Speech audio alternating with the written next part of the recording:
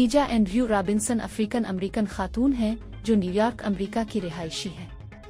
11 अक्टूबर 2024 को वो विजिट वीजे पर कराची आईं। वीजे की मियाद खत्म होने की वजह से वो सफर करने से कासिर थी।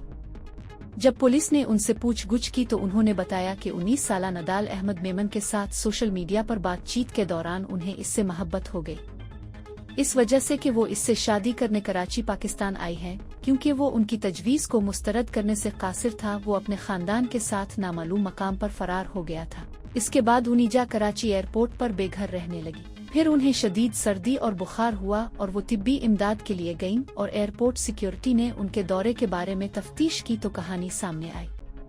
30 जनवरी 2025 को गवर्नर सिंध कामरान टिसौरी ने उनीजा का नोटिस लिया और उनकी अमेरिका वापसी के लिए टिकट का बंदोबस्त किया, लेकिन उन्होंने वापस जाने से इनकार कर दिया और इलाज पर पता चला कि उनीजा बाइपोलर डिसऑर्डर में मुब्तला है। फिर उन्हें कराची के एक अस्पताल में दाखिल कराया गया।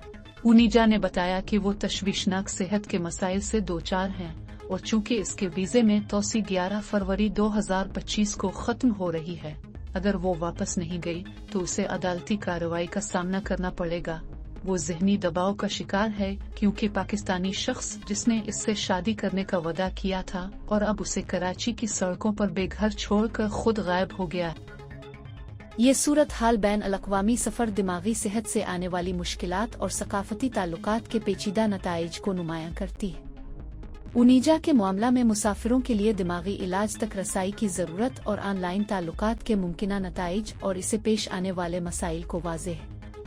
कराची के एक अस्पताल में उनका मुसलसल क़याम इसकी तवील मुद्दती निगहदाश्त और पाकिस्तानी और अमरीकी हुक्काम दोनों की जिम्मेदारियों के बारे में सवालात उठाता है कि जब वो सफ़र करने के काबिल हो तो इसकी खैरियत और महफूज घर वापसी को यकीनी बनाएं। अगर आप मजीद ऐसी वीडियोस देखना चाहते हैं और आपको हमारी वीडियो पसंद आई तो हमारा चैनल सब्सक्राइब करें। मालूमात का काबिल एतमाद जरिया CRC जुड़े रहें CRC के साथ।